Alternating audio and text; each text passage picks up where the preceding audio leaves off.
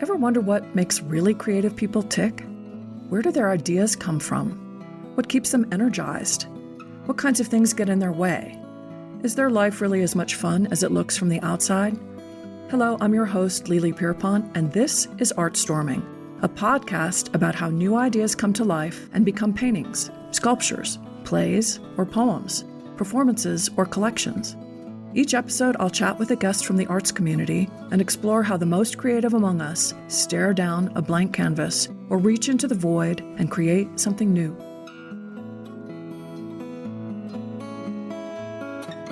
Today, I'll be ArtStorming with Ron and Dalit Holzman, a father-daughter duo who I met at the tail end of my first season. I thought I had already taped my last episode, but then I walked into a preview show at the CCA Waxman Gallery called Conscientious Objecteur, and I knew right away that I had to do one more. It's hard to describe what I saw, but the space was filled with these creations that, while made of machine parts, felt absolutely alive. It was like a steampunk wonderland. These objects were mounted on the wall, suspended from the ceiling like life-size marionettes, and the lighting of each piece by these tiny little spotlights gave each thing a moment of its own. The individual works of art were created by Ron Holzman, but the installation itself, created by his daughter Dalit, was a work of art in its own right. And then the night of the opening, another dimension was generated by the addition of all these flesh and bone people meandering through this forest of joyful objects. It was magic and a wonderful tribute to the objects themselves as well as the artist who created them. And so not only was this last show, an incredible thing to add on to the end of season 1, City Different, but it's also the perfect segue to our next season, in which we'll be discussing the topics of lineage, legacy, and remembrance. I'm here with Dalit and Ron Holzman, a father-daughter. I'm going to call you a team because you really are a team. I mean, what I'm sitting in this garage right now, which is hardly, garage is like not, it might be the word for the exterior of it, but it's a gallery and it is absolutely sensational. We are surrounded by Ron's work.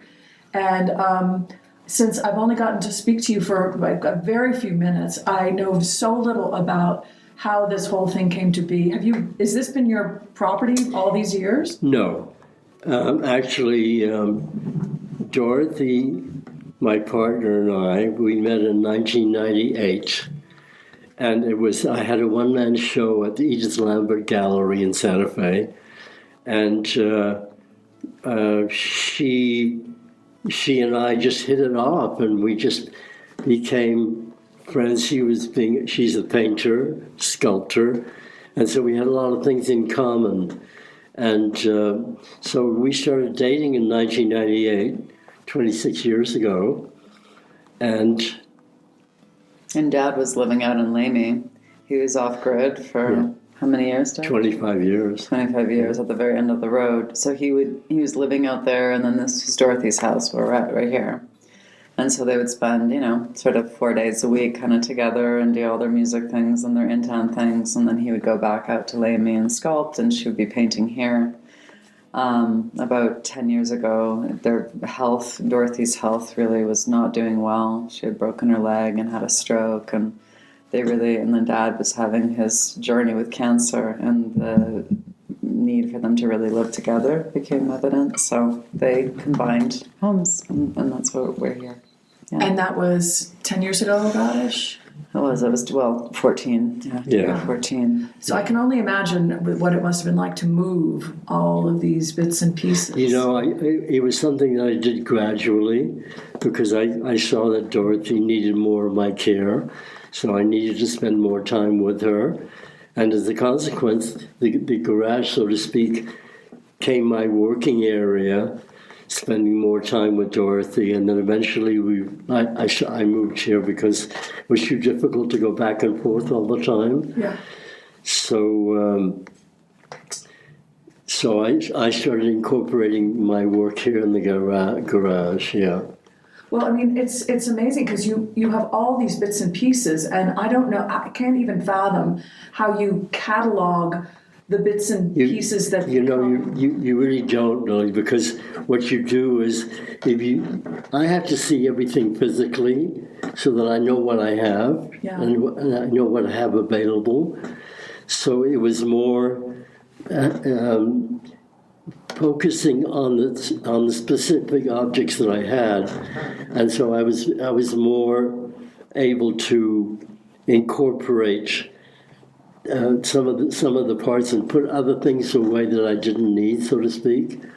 So as you can see around, I have a lot of things out, which were ideas or are ideas for new sculptures, and these things they come together very, very quietly, where I see two objects and I start to think in terms of incorporating the two objects together without disturbing the integrity of each object.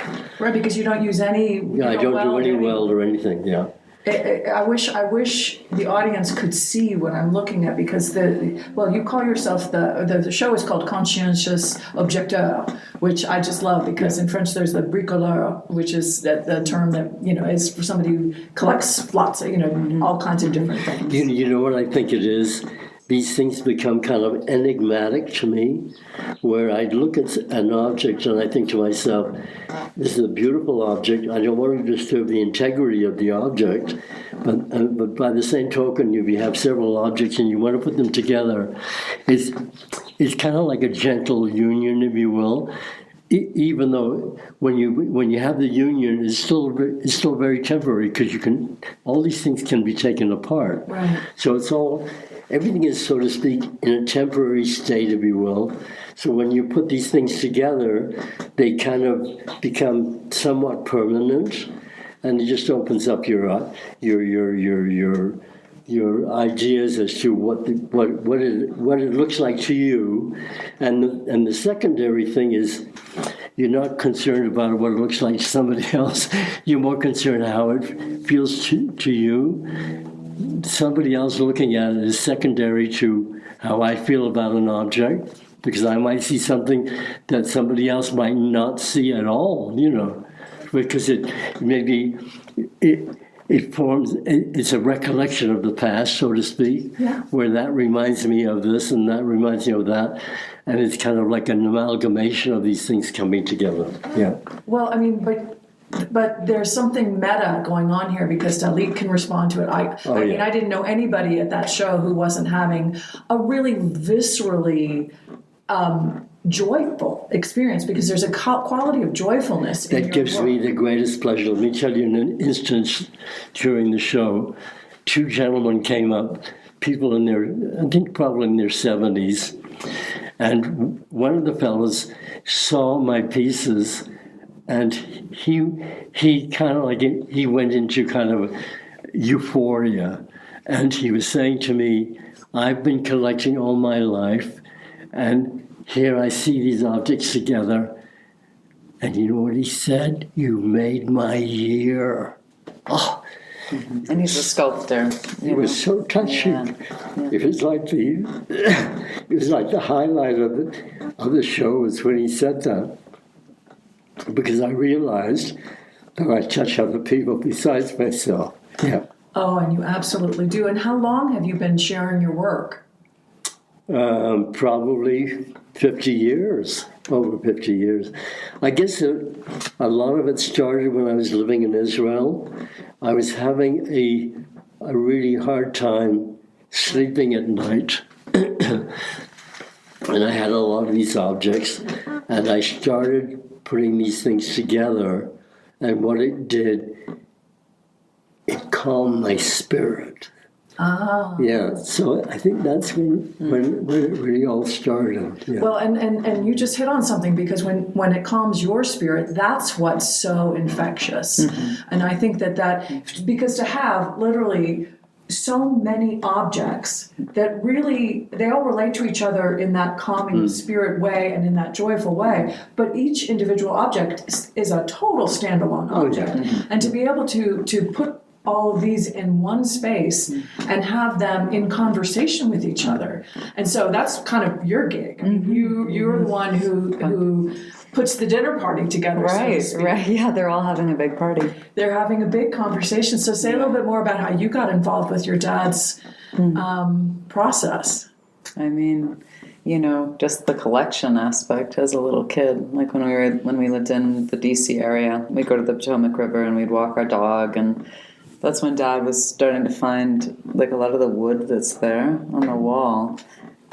We would just collect those pieces, and he started putting things together, and it was always Dad's realm. And it's so magical, as I got older, of course I kind of took it for granted in a sense. And then as I got older, I really understood, I was like, oh wow, he's a real artist. Like it's really real. And, my dad does enjoy smoking weed. And I thought, if I just smoke weed, I'll be able to do it too.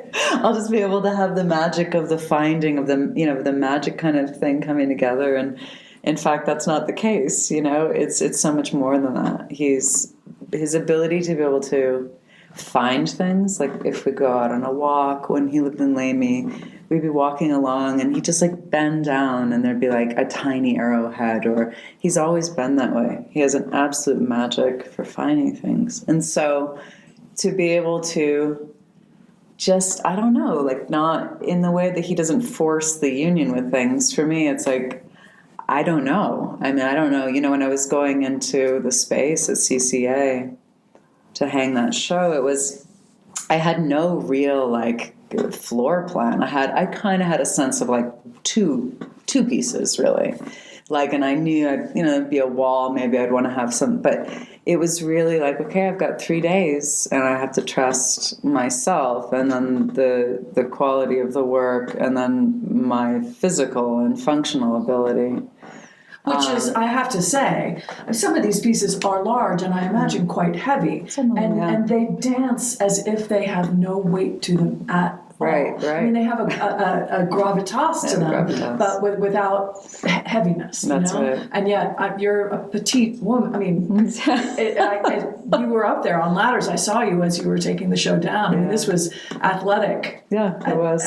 But thankfully, that's part of my little wheelhouse that I have. So, yeah, it was perfect. It's Dad's got his magic and I have my magic, and it all works. And it's interesting because, it's really only been Dad, I think in the last 10 years where sometimes, he'll be ask me about a piece, know, and that's been new. That's been something. But I've embraced Dalit more in my thoughts about things in the last 10 years, in the process. And we've, because of all of the medical things, I didn't end up growing up with my dad, and it's really been, we started spending more, as is with most kids, you start having more quality time when, after you're 18, right? It's as you're becoming a young adult, you're actually forming a real relationship.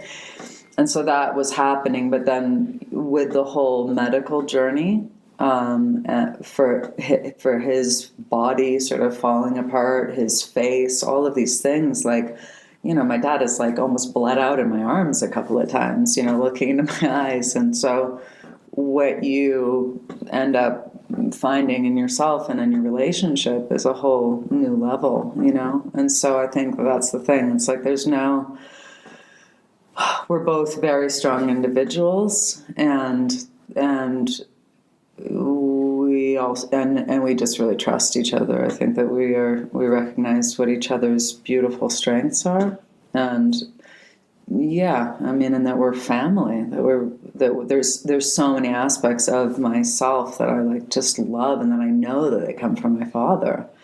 So the space of being able to just allow for that beautiful kind of interaction. Well, and then there's a third component to this, which are the pieces themselves. And you're breathing life into these objects over and over again. That's got to be an entry point or an access to life-givingness for you. For sure.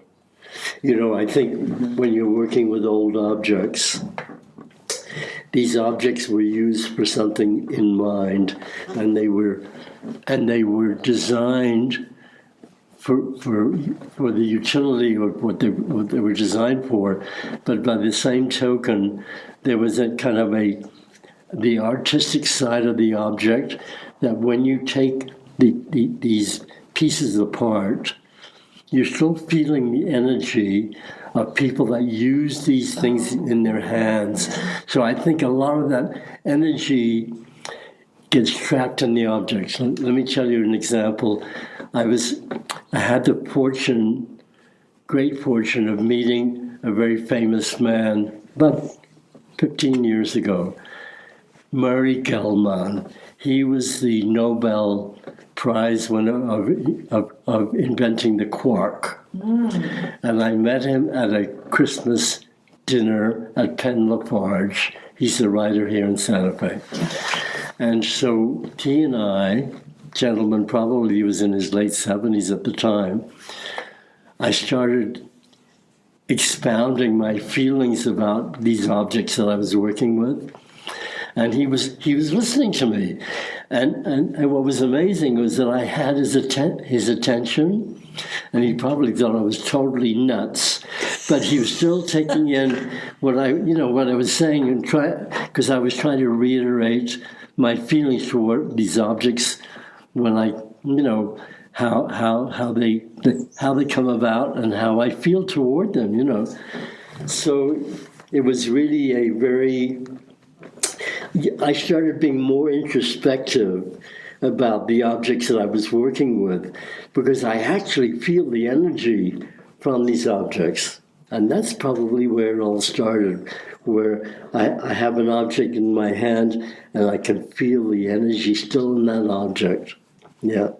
And the beauty of components. Yes. I mean, It's just like, that's the thing about mechanical, like even like this is nothing, but to me, I was just looking at that before. It's like tiny, it's a face, it's a lizard, there's just so much, and it's just it's so pretty. It's like nothing, but it's not nothing, right? I just think, and then there's so many things other than something like that. There's just, and it's also, and they can't be used anymore, right? It's also it's a recollection of the past. Because we don't deal with these objects anymore. We're dealing in plastics. Mm-hmm. So the whole concept of objects has changed, if you will, where things are much more utilitarian, they're going to last forever type of thing. Whereas along in these old pieces, they came from a fleeting past, if you will. Mm-hmm. Yeah. Yeah. Well, to get a little quantum physical about it. Here we've got these material objects, mechanical objects you were just saying, and yet you are creating absolute poetry with them. There's nothing mechanical about the final product. Right. And so you figured out a way to, it's at once particle and wave. It's, it's this beautiful transformation, and it reflects so much. It makes me feel like I know you, because you're somebody who can take the mechanical and turn it into my poetry. soul is very much open in it. Yeah, for sure. Yeah, and I think that your willingness to do that out loud is what gives people access to this. Yeah, and it also makes me feel somewhat vulnerable, if you will, but that's not important to me.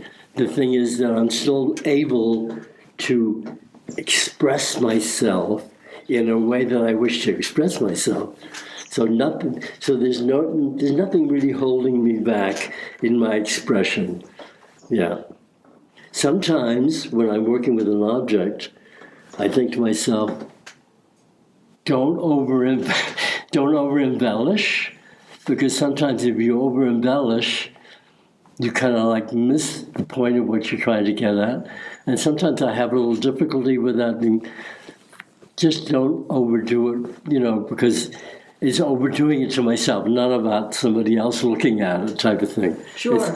It's what feels comfortable with me, within me.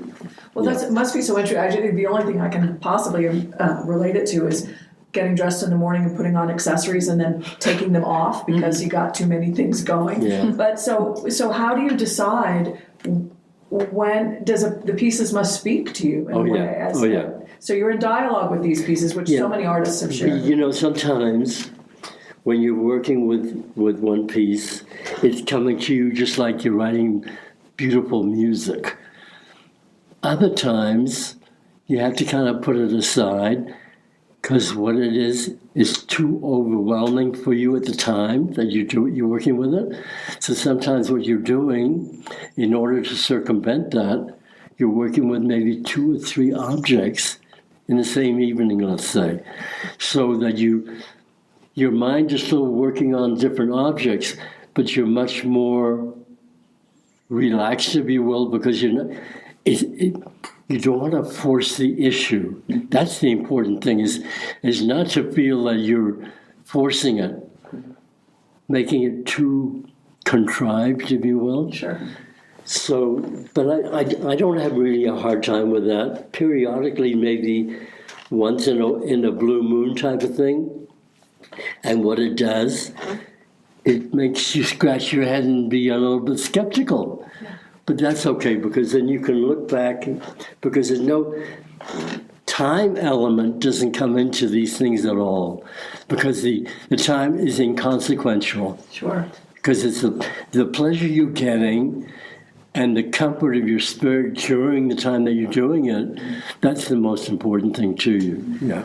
Well, when you're looking at a piece that you've made long ago, or even some time ago, when you look at it, are you able to get into the headspace that you were in when you were making it, totally. or is it so it does take you back to that story? For sure, because when I look at these objects, I look at my history and where I was at the time that I created these things.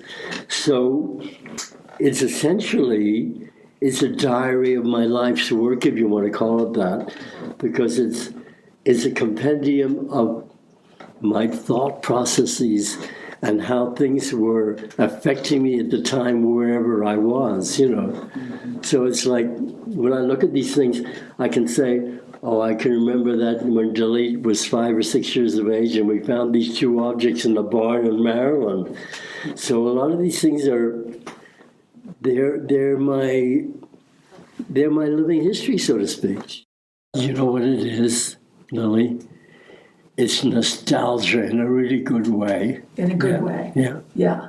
Yeah. And so do you have the same experience, or do you remember, are there certain pieces that freeze you in time and it takes you back to when your dad finished that piece? Or because you were involved a little bit later on, there's a lot of stuff here that... The ones that are, of the last 10 years, absolutely. Yeah, like some of the wood that's here are things that, I collected off of islands, around the Vancouver area. We'd go out in the little boat and I'd get up on the stand-up paddleboard and go over and collect wood. And so, that from my own personal interaction with some of the materials, yes. But then, there's some pieces in here that my dad kind of put together. There was 5 that he did in a very short span of time when they first moved up to Vancouver for half the year each year. And that was an extraordinary, exciting time. Yeah, so... There are some, the ones that are really older, Hope Springs Eternal, that's right over there, the one on the big spring, or this one, Mystified by the Recipes, the one with the really big, that's nostalgic to me. That reminds me of our dog, Daphne. It reminds us both of our dog, our Dalmatian that we had. She was 18 when she passed away, so we got her when I was 3. So there's definitely aspects, but it's interesting. It's interesting having been around objects that I wasn't in the process. I didn't create them, so they've kind of they're just kind of, in a sense. I mean, I love them, but they're family. They're just they've been here always. So I don't even know. It's so interesting because at the show, so many people were like, wow, you were so fortunate to be able to grow up in the environment of having such a creative father and to have such whimsy. And I actually never thought about it. I really never was like, it just was always what it was. It never kind of dawned on me. And then, I was journaling about it after people were saying that. And it's like, of course it was wonderful, right? And also everything else that was going on in life and all of the dynamics of everybody and the family and all that stuff with the human family. So it's interesting. Like I think my entire personality is very geared toward wanting other people to be able to see my dad's work because I know how much it's magic.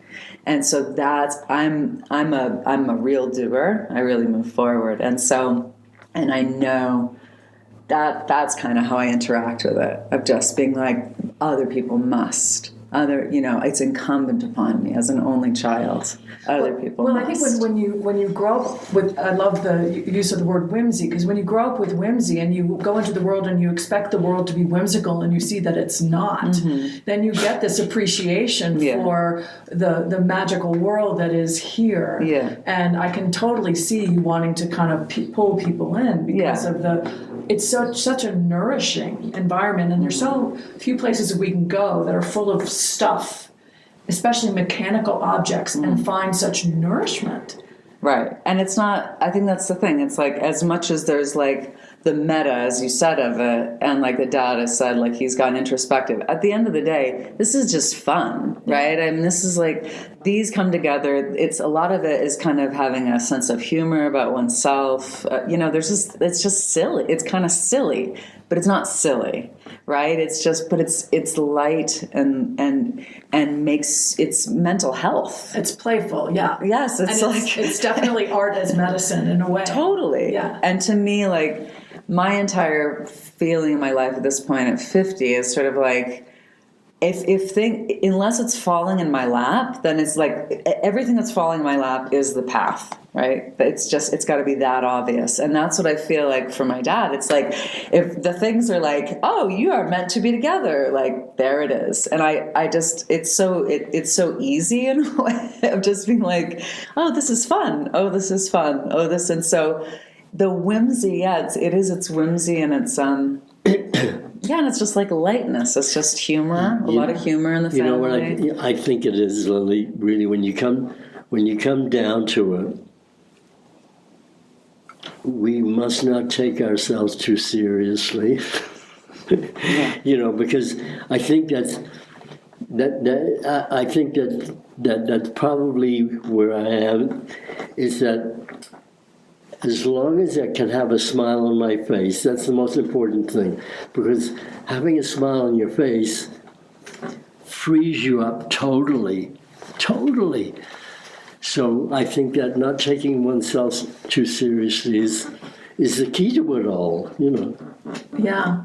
Well, that playfulness is something that, I think we appreciate it. The older we get, the more we appreciate this notion of playfulness. For sure. And the harder it is to necessarily get back to that. Yeah. Because we get so layered and burdened. And yet, again, you show us that all of these could be construed as burdens, but you turn them on their head, and it's kind of like the Tao of poo. It's like just another lovely, blissful day. Yeah, for sure. And it connects. And the piece that I got from you, it's on right now. I haven't hung it yet. It's still on my coffee table, kind of as almost like a large, paperweight. But it makes me smile every darn time I look at it. Now, I want to tell you something about that piece. Yeah. Dorothy and I went to see Tosca at the Metropolitan Opera in New York. Was it with Pavarotti? Luciano Pavarotti. And that was his swan song. That was his last opera. So anyway, while we were there, I walked past Steinway. And I went into Steinway, and there was a fellow working there, an older gentleman. And I said, would you have any of the pedals? Extra pedals from pianos that you don't need? And he said yes. That's where one of the pieces came. Those pedals came from Steinway in New York. So you brought out like a box of them? Yeah, I did. I gave him $100, and he gave me a whole bunch of pedals, and that's how. And they're matching sets. Yeah. So then that's how it started. And that's really unusual because Dad, it's actually a series, and Dad never really has anything cast, but he had the face of them all cast, so they're all identical. There's another one over there actually, and with different pedals. Yeah. Well, you want to know what's so amazing about that? Speaking of crazy things. So a dear friend of mine who happens to be on my executive board made a documentary called The Making of a Steinway. Really? And so he followed the process from start to finish of the making of Steinway pianos and the artists who would come into Steinway and play on them and everything. And so from, now I can't wait to show him that piece. Yeah. I mean, that's kind of a full circle. That's really cool. That is just incredible. Yeah. That is incredible. Let me tell you something else. On the back of that piece, I signed it with my mother's maiden name, R. Rose. You'll see it, R-O-S-E on it. And it was really, my history is kind of an interesting history if you have the time to listen to. Of course. I was born in London and in 1936. 1939, the war started. And so I had a brother 2 years older and a sister 2 years older. And 2 years older than him. Than I. So the war started in 1939. My father was conscripted into the army. And they started bombing England. And Mom and Dad decided they had to do something with the kids because there was all this anti-Semitism that was going on in Europe. So they decided in 1940 they would ship us out to South Africa. So my mother, my brother and I and my sister, we went to South Africa in 1940. And we spent the war years in Johannesburg. And the interesting thing about this, my history, is that what they were doing when the war started, they got the kids out of the cities. They sent them to small towns in Scotland and Wales and Ireland just to get them out of the city.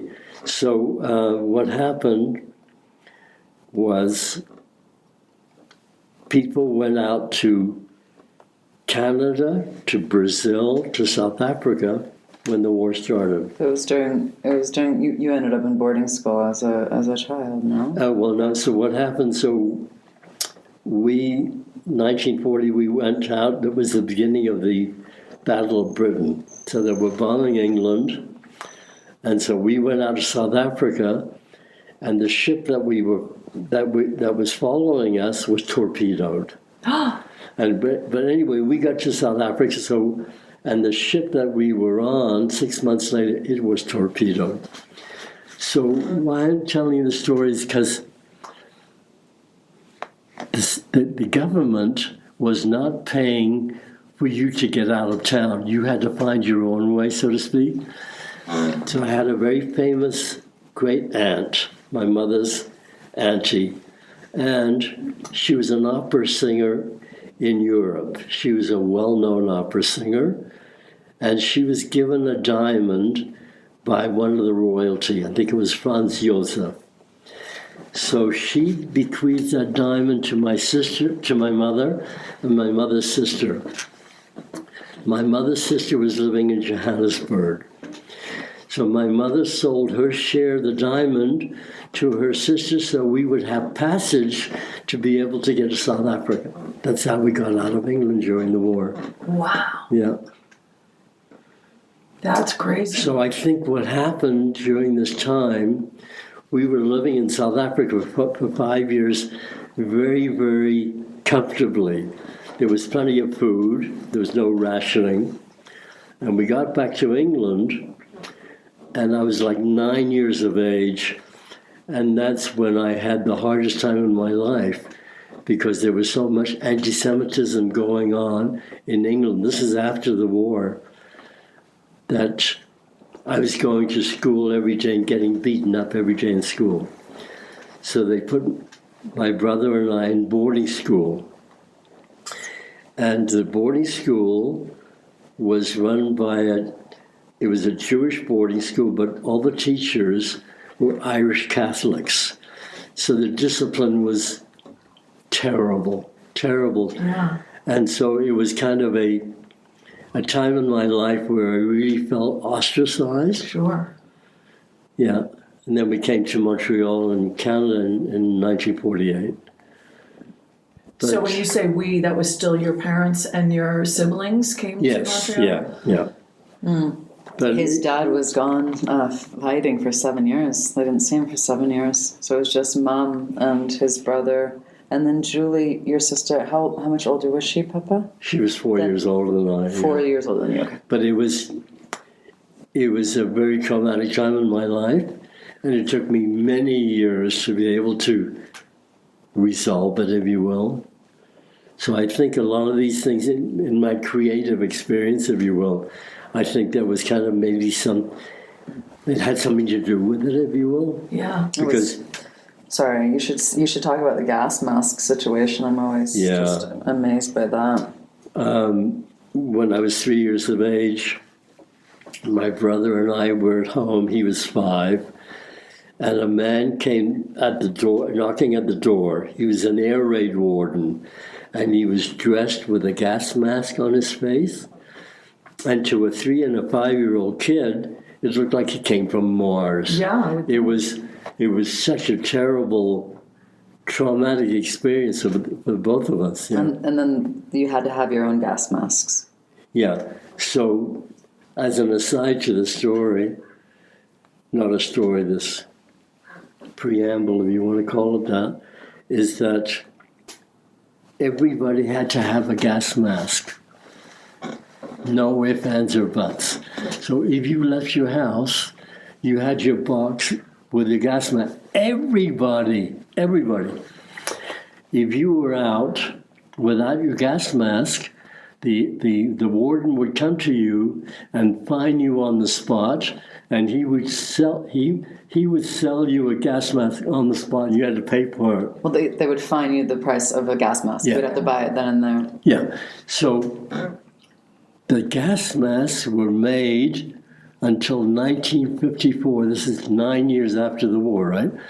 And what they were finding was the people that were making the gas masks were dying of cancer because the gas masks were made with asbestos. And the kids' ones were with Mickey Mouse. Yeah. But they were. So you're 3 years old. But the filters were asbestos. Asbestos, of course, yeah. So this is a looking back during the pandemic. This whole issue with wearing masks, not wearing masks, right? And I said to myself, this is a national emergency. Everybody should wear a mask. No ifs, ands, or buts. This is like, because they didn't know when the war started in 1939 that the Germans were going to drop poison gas over the population in England. So here we are in a pandemic where Dorothy and I, what was happening, we were doing a world cruise. We were going from Miami to San Francisco all the way around. It was a 170-day, it was an incredible cruise. What happened? In the middle of the cruise, they forcibly took us off the boat in Canberra, Australia. We didn't even have masks. We were in such a panic. And everybody, because nobody knew what this whole pandemic was about, whether you could contract it from your next door neighbor or whomever you. So everybody was in a panic.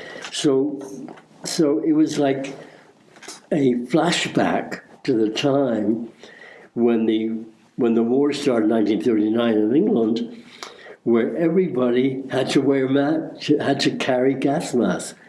So it was like, what's the question here? If you have to do it, you have to do it. There shouldn't even be a question about it, type of thing, you know. Well, what's astounding to me is that such a traumatic situation and memory in your life, and yet, I mean, a lot of these characters almost look like they're wearing gas masks, and yet there's anything but trauma or terror emitting from any of these things. So you know what I think it is? Turned it around. I think it's a liberation of you. Yeah, for sure. For sure. Because this whole story about the gas masks gives me a whole different access to all of these characters. Yeah, because that was a huge trauma in my life. I certainly understand. Yeah. Wow.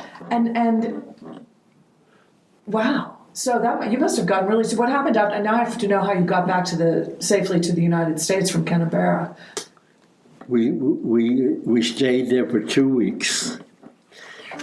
Dalit was organizing this from Canada. It was nuts. Yeah, it was, and it was fucked up.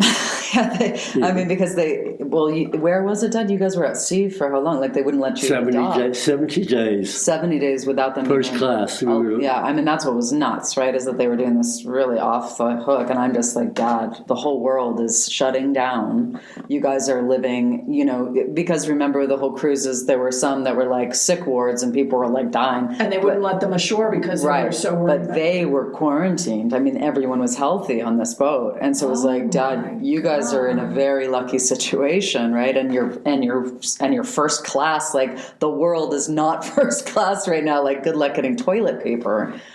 And so, when they finally, I think it was Perth, right, where they let you off, and so. And not Canberra, I'm sorry, Perth. And so it was nuts for me to be trying to prepare my father for what was about to happen. I said, Dad, there's no groceries. And Dorothy was already in a wheelchair. Dorothy was really. So were you here taking care of Dorothy, or were Dorothy was with my dad? Oh, that was the thing too. Is like, because her care, like, she was needing more help with food, and so it wasn't assisted living, but it was kind of like assisted living on the ocean, right? For like 5 months or whatever. So it was like, lovely lap of luxury, wonderful travel. They're huge world travelers, like, in their lives. Dorothy went to like 180 countries in her life. Dad, like, not many fewer than that.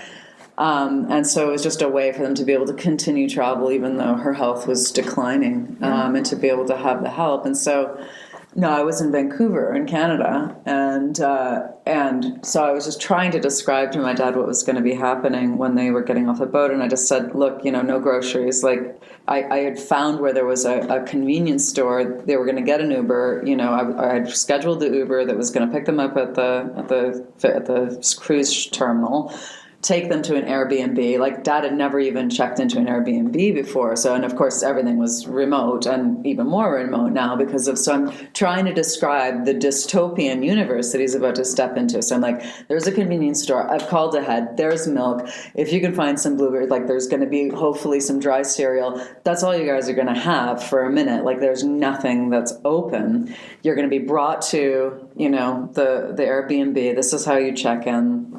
He got Dorothy there. He lay her down on the bed. So then he had to go out and get cash out of the machine. He's like, now, I mean, again, it's like, and now he's in a hot environment. Like, this is Australia.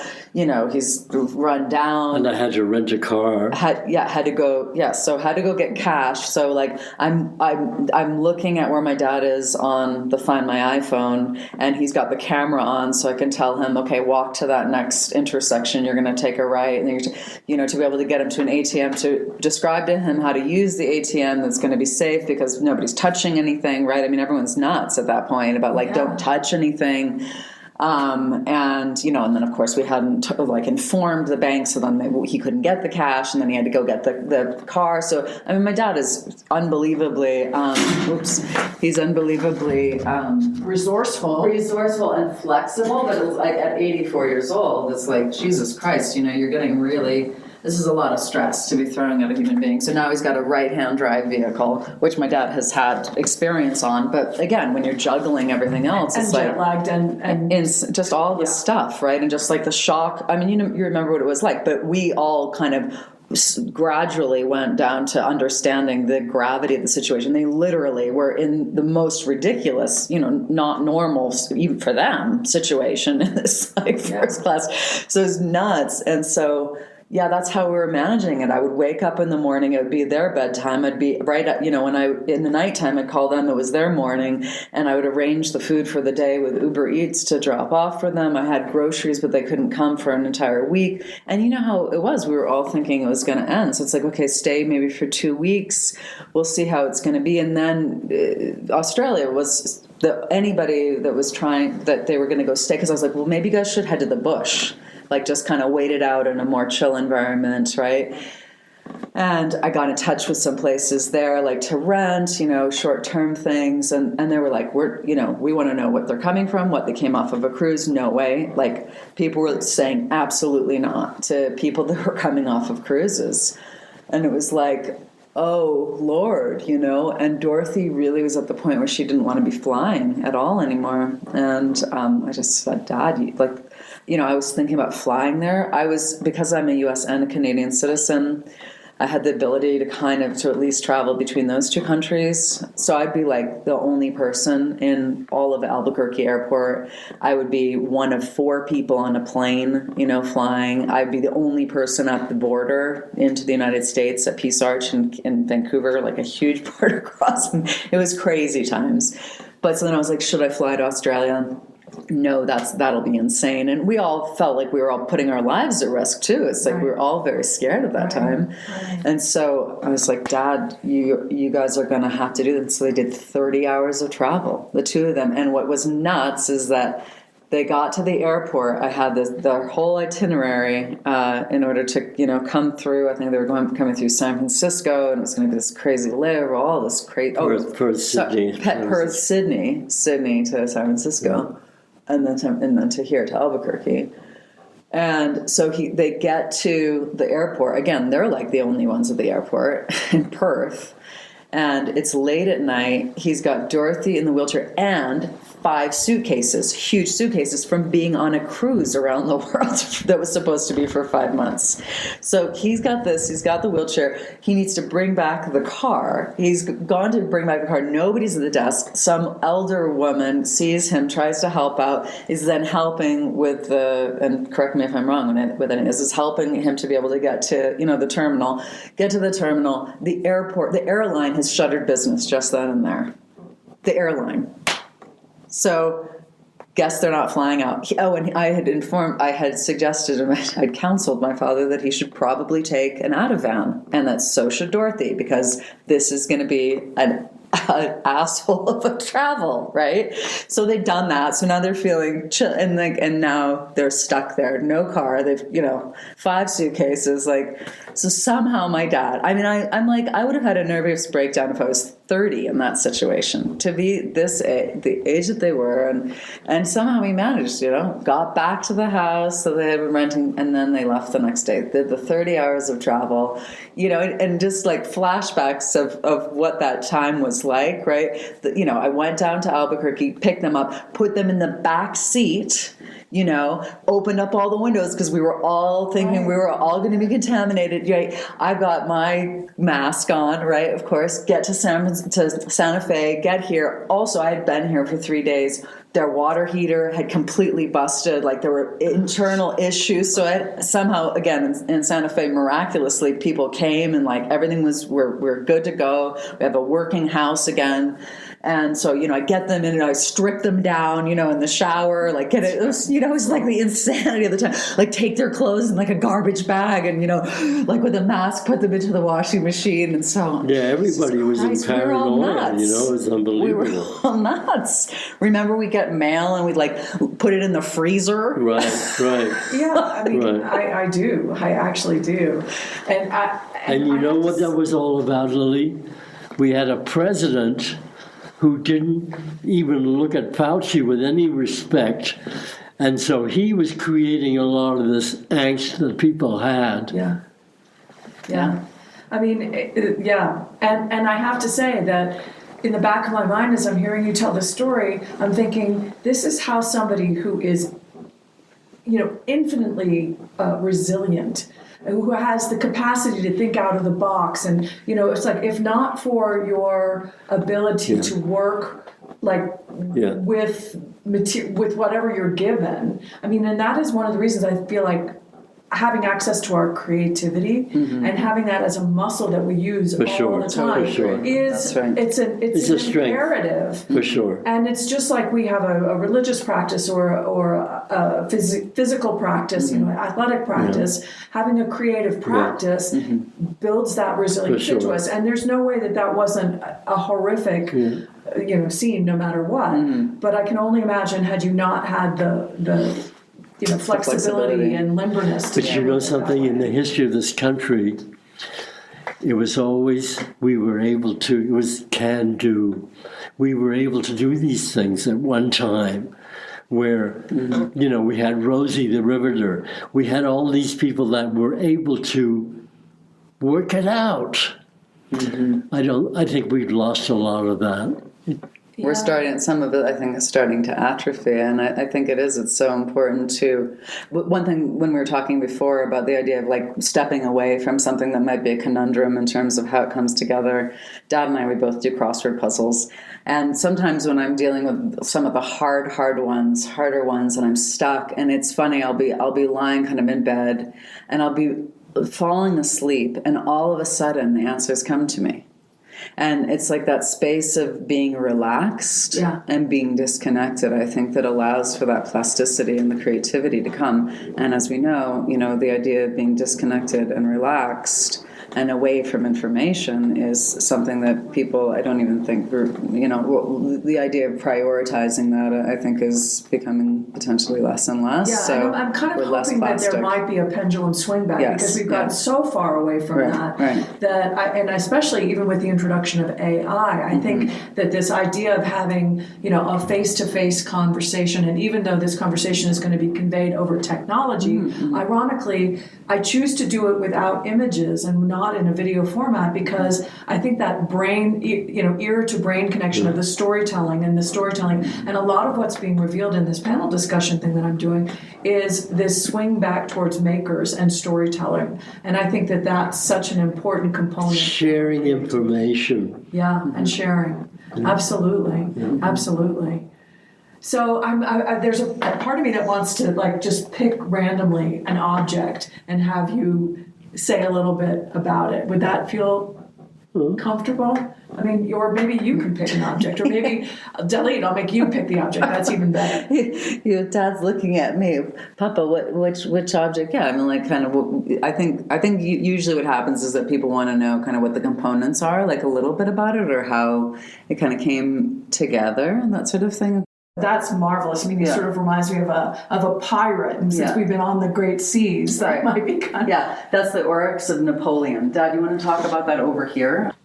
I think what it is that it's made of different things. The legs are from an oryx. Yeah, I can see that. And the oryx, the interesting thing about the oryx is that oryx was from White Sands, New Mexico.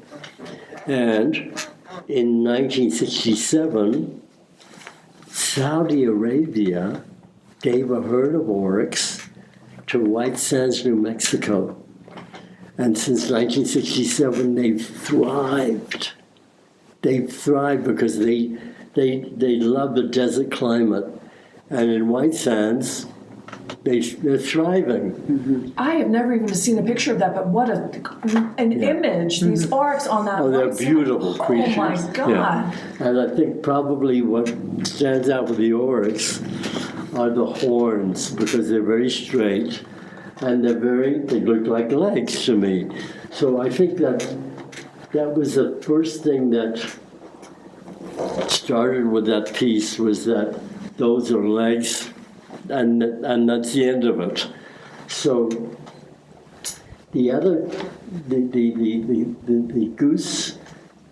goosenecks are from a chair, and when I saw that, I could see the shoulders, I could see the arms, and the piece started coming together with that and the oryx horns, and then the piece on the top, it's a farming implement. I think it's for furrow jigger. Yeah. So that when I saw that, I could see that was Napoleon's tricolor, the hat that he wore, and that's how essentially how the piece came together. Because I had the concept, and the head is a hat mold, and so it came together very magically. Yeah, very gently, and that's how it grew. And I worked on that for quite a while. I mean, it was something that I didn't do overnight type of thing. It was something that it germinated over a period of time. Yeah. But other pieces, there's one in the corner that's like quite an exquisite piece, and I think it only took Dad like 3 days. I mean, it was quick. It's funny how the time can just vary. It's if things just sort of like come together, and then of course as things are coming together, you're like, that's the most exciting feedback. You're like, oh my God. Yeah, it's kind of strange how it happens, because when you don't force something, and it kind of grows very, very gently. And it can sometimes germinate overnight where the whole piece comes together. Boom. It happened. It's like Noel says, it's like life is not something to be for, but it's like a mystery to be revealed. It's a mystery to be revealed. Also, what it is, it's a synchronicity. Very much a synchronicity of something where it's meant to happen type of thing without much forcible thought behind it type of thing. Well, what I picture here is like the workshop at night, and all these pieces are coming together, and they're having conversations with each other. And I mean, it wouldn't surprise me in the least if you said that you went to bed one night and you came back and this piece had migrated from this part of the studio to this part of the studio to be, and then like Toy Story or something, like you wake up, you open the doors, and all of a sudden everybody's pretends to be quiet, because there is so much life force, like you said, you can feel it, but it's not the least bit woo woo. It is absolutely like you're in the midst of a frozen animation that is like as soon as you look away, they're actually moving. It's very strange. It's not even enigmatic. It's even more than enigmatic, because it seems like kind of a predestiny, if you want to call it that. It's kind of. That's right. And it's a very difficult thing to explain how these things happen, but sometimes they happen very magically. Yeah, you're right. Mm-hmm. It's funny too, because I think that's because there's other people whose work kind of looks like this-ish, but it's funny because I don't know, it's like. It's not the physical fact that there's welding that makes it feel forced. It's like even bringing in that concept is what makes it all of a sudden feel forced. Yeah. Where it's just like, where you can't just be like, oh, how are things magically going to come together? Because I'm just on a technical level, right? It's like, if things don't have a thread to screw on, if there isn't some build-up, it's not going to happen. Like, end of story. It's not like, oh, I'm going to make it and it's going to weld and it's done. It's like, no. So it's funny. It kind of makes me think about like when I cook, right? Where I love, my favorite way to cook is like whatever I have in the refrigerator. Yeah. And just like then the magic happens. Yeah. Or like the concept of like, if anything that you grow in the garden in a certain season or that's from the same region in the same season is magic. Yeah. It was meant to be together. Yeah. And so like as you're cooking, there's no thought about that it's going to be wrong because it has to be right. Yeah. Like that was that way. Yeah. They were born together. Yeah, so for sure. It's like feel like it's like that. It's like as an artist or you're just like you're like a facilitator and nothing more. Exactly. Yeah, and there's that's nothing, a good word. Yeah, so I don't facilitator, right? I like that word. Yeah, so I don't know. So I think it takes away the pressure of like, it's like you're putting yourself to sleep when you're doing, the CrossFit puzzle. It's like, well, it's going to happen. There's that trust. Interesting, the facilitation. I think you're right. Mm-hmm. Yeah. Well, I think so many of the artists that I've spoken to have had the experience that when they're in flow, they are an instrument through which something else is coming, and they just their arms make it happen, or somehow like that. And writers and musicians talk about that same experience. But again, it's an easy thing to lose your way. How so? A lot of artists feel in a way when they, especially if they have gallery representation, where they have to kind of like accede, if you will, to the gallery owner, saying, if you do more of this will sell more. Yeah. So again, it's easily corruptible. Yes. And I think that a lot of artists who rely on creating their art get a little bit corrupted because they're looking toward having to sell art, because everybody, the reality is a reality. The gallery owner has to make money. All these other things are there.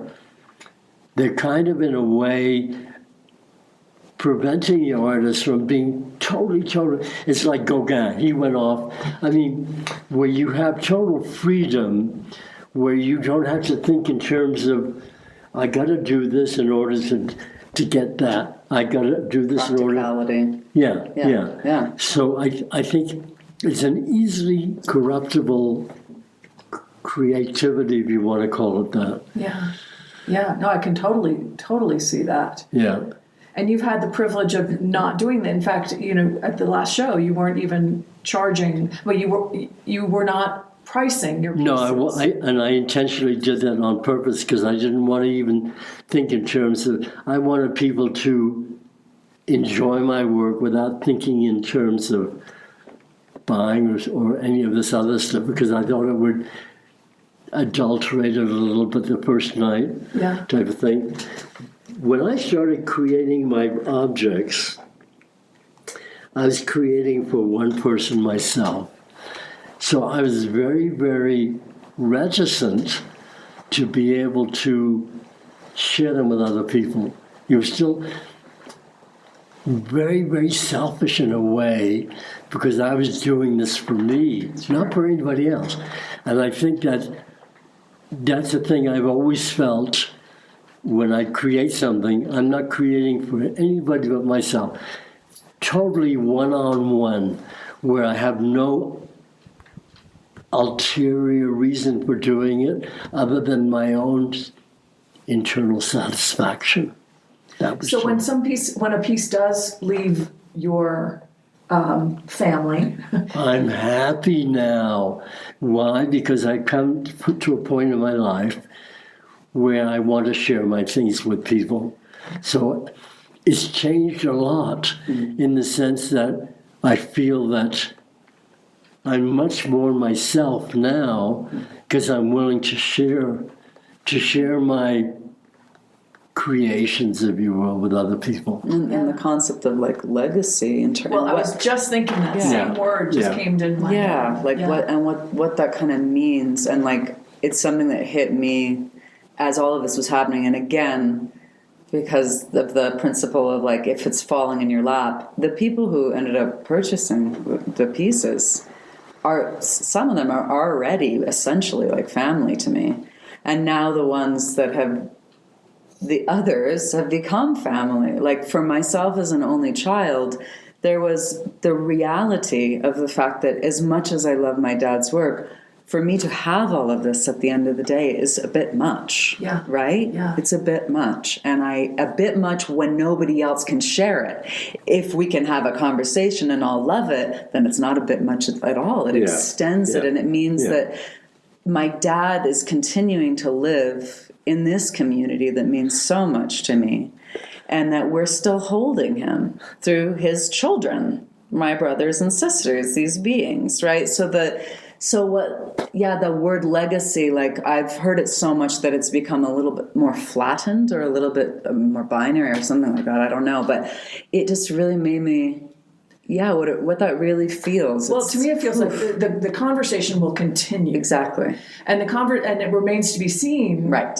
How the conversation will continue. For sure. And you're a writer, are you not? Yes, a musician and a writer, yeah. Okay, well, so the musician writing two different media that lend itself to this same story. Oh, exactly. And the legacy of just, I mean, as you were all talking, I was thinking, this is a whole philosophy. I mean, like you could this approach to life, I mean, this is more than a group of fantastically beautiful objects. This is a whole approach to living life that's your story will be told as long as these objects are either together or distributed for other people to weave into their stories. And so it's the gift that keeps on giving. 100%. And I'm also one of the sculptors, right? And my kids are, right? And like that whole aspect of just like, the inherited ethos around it is very present, in the family. So well, we're going to sort of close it there because it's the perfect segue to my second season from